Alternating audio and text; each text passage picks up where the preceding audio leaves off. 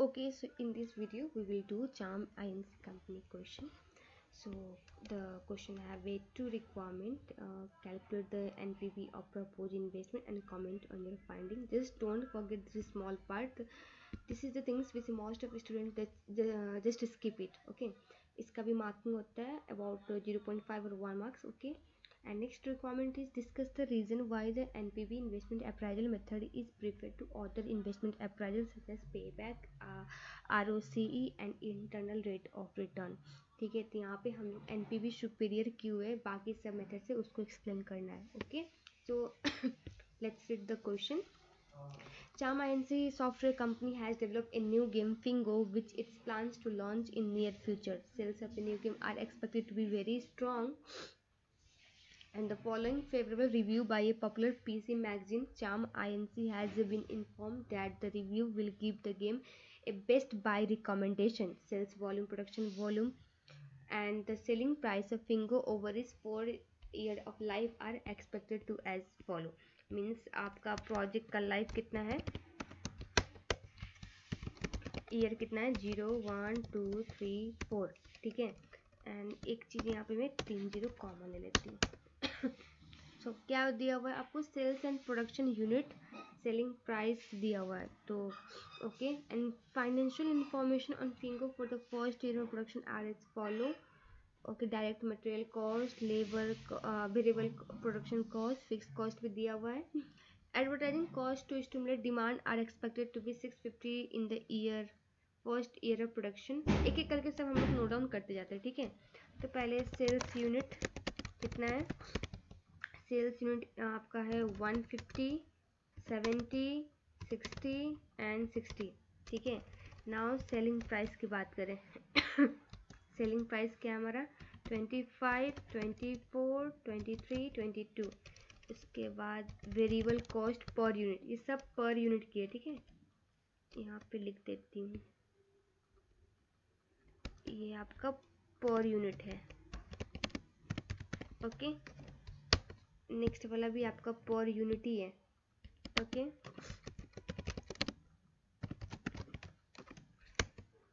ठीक है, तो वेरिएबल कॉस्ट आपका पहले मटेरियल कॉस्ट आ रहा है, वेरिएबल कॉस्ट से पहले. देन मटेरियल कॉस्ट ये भी आपका पर यूनिट. हाँ, ओके, सो फर्स्ट ईयर में मटेरियल कॉस्ट इज 5.40 पर game, and I think it's constant throughout the year, so just copy and paste. And variable cost is 6 per game, so copy, shift and paste, it's same. Fixed cost is 4 per game, so fixed cost per unit. Okay, 4.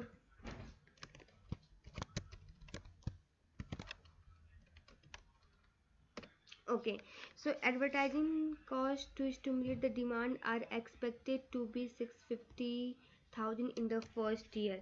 So इससे पहले हम लोग revenue निकालते हैं. Revenue कैसे निकलेगा, just multiply unit into selling price.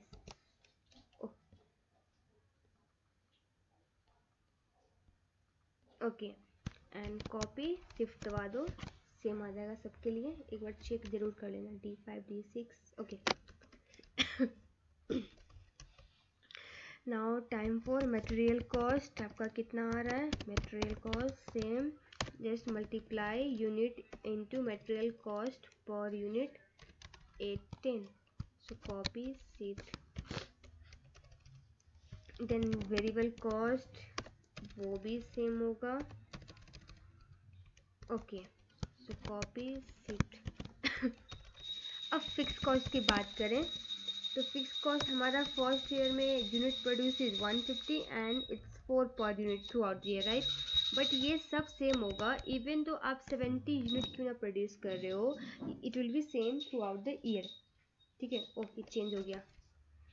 Wait, इसको okay, ये सेम होगा। जस्ट आपने F2 में पढ़ा होगा, आप 150 यूनिट प्रोड्यूस करें तो 600 लग रहा है, and in second year you the production unit falls down to 70, but fix cost तो उतना ही लगेगा, ठीक है। So it won't change, it will be same throughout the year. उसके बाद बोल रहा है question advertising cost, right. For the first year it is -650। इस सब माइनस डालना भूल ही गई मैं तो, जस्ट वेट। हाँ, माइनस डाल के दबा, ओके। फिक्स कॉस्ट में भी माइनस, ओके, ठीक है। And 100 in the second year of production, आपका advertising cost in second year and first year का दिया हुआ है। And no advertising cost are expected in the third and fourth year of production. Third and fourth year में there is no any advertising cost, okay. Fix cost represent incremental cash fixed overhead, production overhead.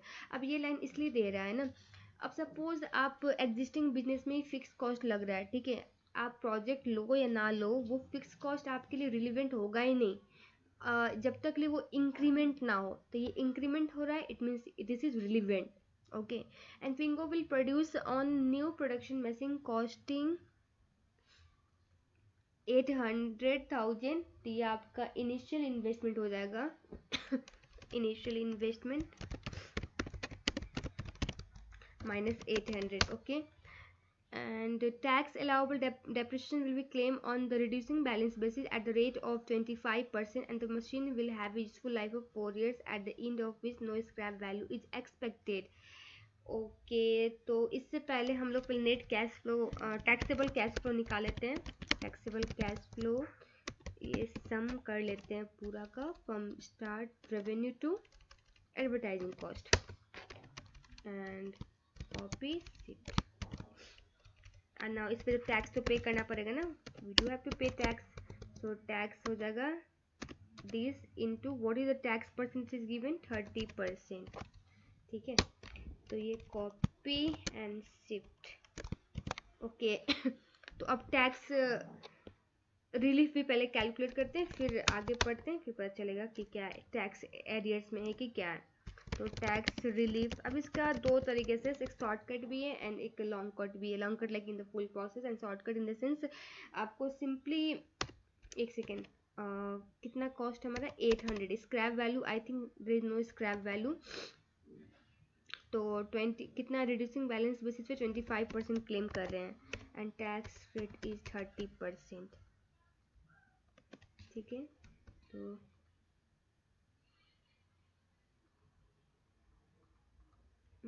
एक second, नहीं मिला, मैं format में करके दिखाती हूँ, एक minute.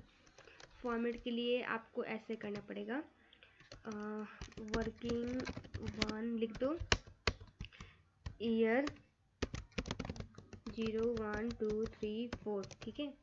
And cost is your 800 at initial, and T D A tax allowable depreciation T A D, and W D B written down value. अब इसकी कोई ज़रूरत नहीं है, पर फिर भी दिखा देते हैं हम लोग। ये हो जाएगा आपका 25% है रिड्यूसिंग बैलेंस मेथड से। अब बच गया कितना, ओके। सो फिर अगेन हम लोग जो WDV का 25% लेंगे, ठीक है। तो ये माइनस होगा ना, ओके। तो अब बच गया कितना, फिर again minus WDV of second year into 25% 3375, and at the end में सारा चला जाएगा, क्योंकि स्क्रैप वैल्यू नहीं है तो ये 0 हो जाएगा। नाउ टैक्स रिलीफ हो जाएगा आपका into 30%,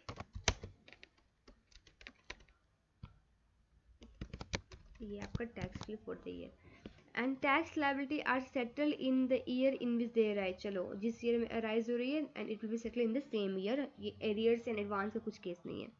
and charms INC uses the after tax discount rate of 10% when apprising the new capital investment, ignore inflation। चलो इन्फ्लेशन भी नहीं है, एंड हमारा cost of capital is 10%, okay.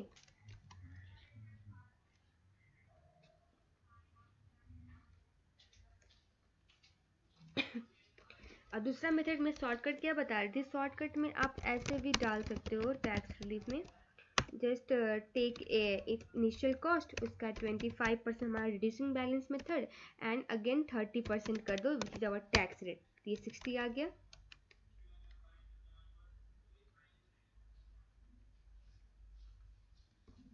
तो आया, ये पॉइंट में कैसे आ रहा है, जस्ट वेट, हाँ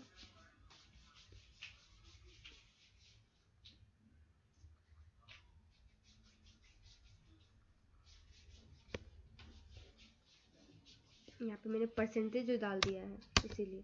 अब ठीक है,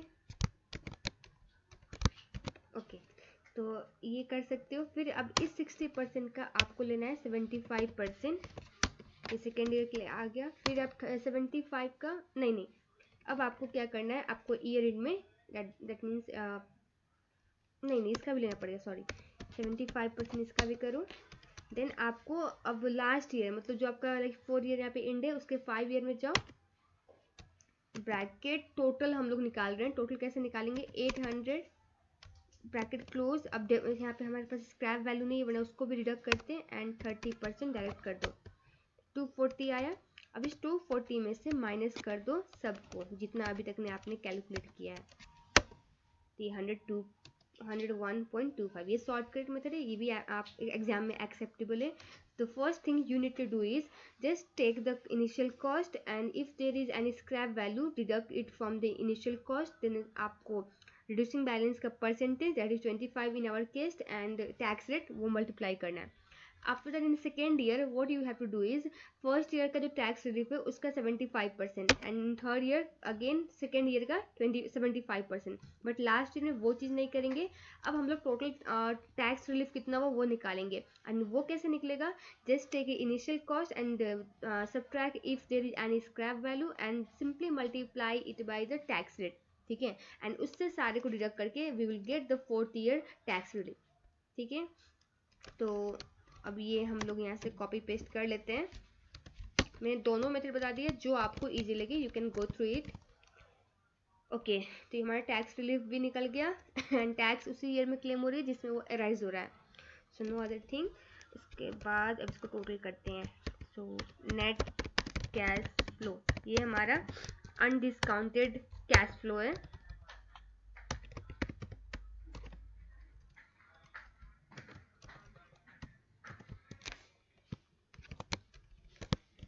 ओके, तो अब हम लोग को क्या बोला हुआ निकालने को क्वेश्चन, एनपीवी। अब एनपीवी के लिए simple you can either put the formula of Excel, वो कर सकते हो, या फिर जैसे हम लोग लाइक करते आए हैं डिस्काउंटेड कैश फ्लो निकाल के for the particular cost of capital, ये हम लोग करके उसके थ्रू भी कैलकुलेट कर सकते हैं, और ये भी आप कर सकते हो, एग्जाम में बहुत एक्सेप्टेबल है। ओके, तो 10% is our cost of capital and bracket close पूरा ले लो, इसके बाद 61.96 ये हमारा एनपीवी आएगा। ओके, अगर आपको लाइक ठीक है मुझे ये वाला एक्सेल का फॉर्मूला समझ में नहीं आया, यहाँ पे फॉर्मूला बारे में देख लो, you have to take the initial year cash flow which is our initial investment, but it should be in minus, ये माइनस 800 ही होना चाहिए, 800 नहीं। आफ्टर दैट अब एनपीवी लिखेंगे, फिर उसके बाद our cost of capital comma whatever you have a undiscounted cash flow, सारे को सिलेक्ट करना है एंड ब्रैकेट क्लोज। अदरवाइज ये आपको पसंद नहीं, then you can go through the manual which we use to do in the F2। आप क्या करोगे, discount factor at the rate of 10%, 10% ही है ना, या तो अब यहाँ पे हम लोग डिस्काउंट फैक्टर निकालेंगे कैसे, 1 + 10% पावर माइनस ऊपर लेके जाओ एंड जीरो को सिलेक्ट कर दो। ऐसे करने से क्या होगा, ये कॉपी जो पेस्ट करोगे it will select the further year, अपने आप ही कर लेगा वो। आप प्रेजेंट वैल्यू निकालोगे कैश फ्लो का, तो मल्टीप्लाई करो into this and copy again सबको पेस्ट कर दो, ठीक है।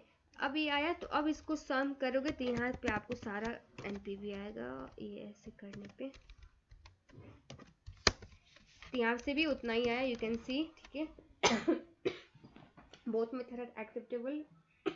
अगर मैं कहूँगी टाइम सेव करना है, just go through the shortcut which I taught you right now, ठीक है। सो अब नेक्स्ट रिक्वायरमेंट क्या है, Discuss the reason why the net present value investment appraisal method is preferred to the other investment appraisal method, such as payback, return on capital employed, and internal rate of return. अब NPV पे back की बात करें तो पे back first of all ये क्या बताता है कि हमारा initial investment which we have done in the year 0 वो कब हम लोग को रिटर्न बैक मिल रही है, and once the return back मतलब मिल जाए इनिशियल इन्वेस्टमेंट, आफ्टर दैट हम लोग कैश फ्लो को इग्नोर कर देते हैं. बट एनपीवी क्या करती है, it takes the whole cash flow. ठीक है, to calculate the NPV we take the whole cash flow throughout the year, है ना. तो एक ये भी लिख सकते हो. एंड दूसरा ये लिख सकते हो कि जैसे पे बैक में ये टाइम वैल्यू ऑफ मनी को कंसिडर नहीं करता, बट व्हाट एनपीवी करता है. पे बैक या फिर return on capital employment time value of money को कंसिडर नहीं करते, that's why NPV consider, NPV superior हुआ. और क्या लिख सकते हो आईआरआर के थ्रू में, लाइक अब आईआरआर सुटेबल तो है, but in case of unconventional cash flow जहाँ पे लाइक हमारा एक पॉजिटिव नेगेटिव आ रही है, उस केस में आपका मल्टीपल आईआरआर आने के चांसेस भी हैं. तो in that case it may lead to the wrong decision. So in that particular situation you should select the NPV to take a decision. अब एनपीवी पॉजिटिव आया देन एक्सेप्ट, अदरवाइज रिजेक्ट. तो ये आप explain कर सकते हो.